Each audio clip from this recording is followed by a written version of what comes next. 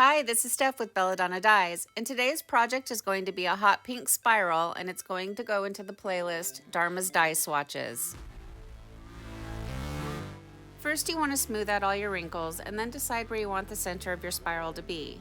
And then you give it a little pinch. And for this one, I'm using the microwave splatter guard that I got from Amazon, and there's a link for it down below in the description box, along with everything else that I use for tie-dye, so make sure you check that out. And then I'm using a hemostat, and I put it on the first click. It doesn't need to be overly tightened. I give it a little twist to start the spiral, and then using my opposite hand, I'm creating the pleats. So if you watch, I'm pulling the shirt out and around and wrapping it up. I'm not using the hemostat to make the spiral. It's just there to sort of hold the center in place. So keep working on your pleats until you can't go any further with the microwave splatter guard. And then you want to unclick the hemostat and hold down the center of the spiral while you gently wiggle it out.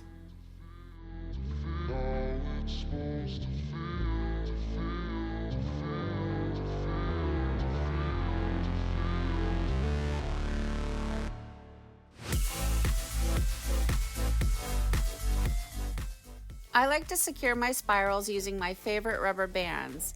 I have 3 different types of rubber bands listed down below, so it makes it really easy for you to find. And what you do is you just open them up real wide, you kind of hold them open with your thumbs, and you drag them along the table up underneath the spiral.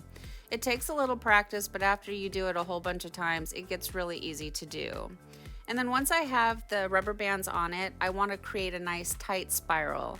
So I will go around and around on the shirt, pulling on the loose tails and tucking them into the nearest rubber band. And sometimes I go around and around and around 10 times. You know, this is a foundation for your tie-dye, so you really want to take your time to make sure you get it right. And if it takes you forever, well, it takes you forever. If it takes you 2 seconds, well, I'm jealous of you.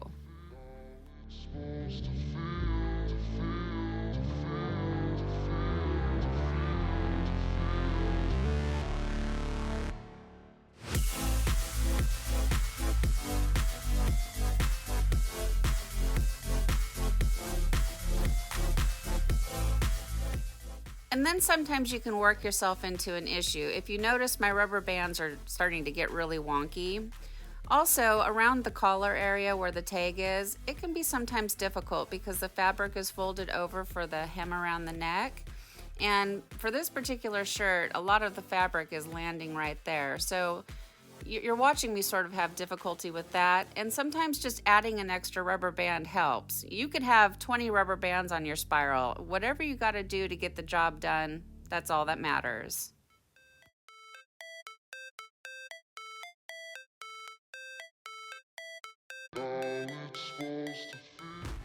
Now it's time for the fun part. We get to add the dye, and this is my favorite part of the entire project. So we're using hot pink today, and I will tell you, hot pink is my favorite pink. I love all the other colors like hot hibiscus and all of those, but for the light pinks, last time we did baby pink, and you know, it's pretty, but it's nothing like hot pink. So what you see there around the shirt, those red silicone cake molds I got from Amazon, and if you guys don't have them yet, if you can get them, I recommend it. They sure make these projects so much easier. Foil works, cardboard works, just about anything works, but what I really like about the silicone cake molds, you can do other shapes, like they can go around geodes, just, you know, really random shapes. And they're reusable, so they may cost a lot up front, but in the long run you save money because you're not throwing, let's say, foil away. But with Amazon we get so many boxes. If you guys like to do the cardboard, that's a great way to use up all that cardboard. Anyways, I love hot pink. I'm adding the dye a little heavy-handed. It has been my experience with hot pink that with ice dyes it has a tendency to want to disappear a little bit. Next, give your project a quick little sprinkle of soda ash just where you have the dye, and then add your ice. And I like to add a layer of ice that just fills up all of that cake mold.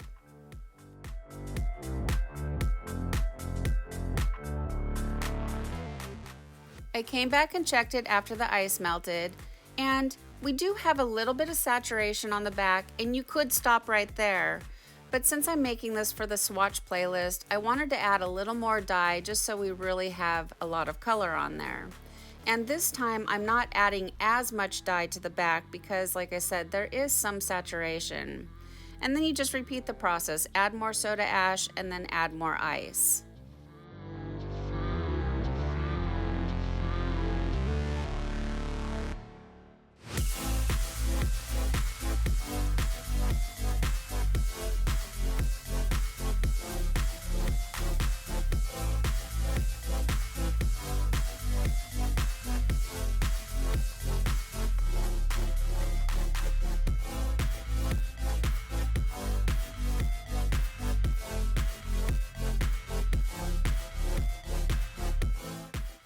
And since our temperatures are still cooler, I'm still batching for 48 hours after the ice melts. It's been 48 hours and now it's time for the rinse out. You want to start by using cold water to rinse away any soda ash that might still be reacting within the fabric, and then increase your water up to hot and rinse until the water runs pretty much clear. And you really want to make sure to get all the soda ash out, especially if you're trying to protect white. From here, I take it to the washing machine and I do however many hot water cycles it takes using Curolon, and it's usually 2 hot water cycles. Then I do a 3rd hot water cycle using Milsoft, and that's a professional fabric softener. Then I put it in the dryer and we'll come back and we'll see the results. Well, here it is, guys. Here's our hot pink ice-dyed spiral after it's been washed and dried, and I love this color. What I really like about this color is it does not split. So it's just a really tried and true pink. There's no blues, there's no golds, there's no orange, there's nothing. It's just pink. So where it's darker is where there was a higher concentration of the dye, and then where it's lighter, it's because it's diffused by the ice. So this is a good color to have in your arsenal. What I like about this color also is it's the closest thing to neon. So if you're trying to make neon colors, I always go to the hot pink. I wish Dharma had some neon colors, but they don't. So overall, I love hot pink. I love it in liquid and I love it in ice dye.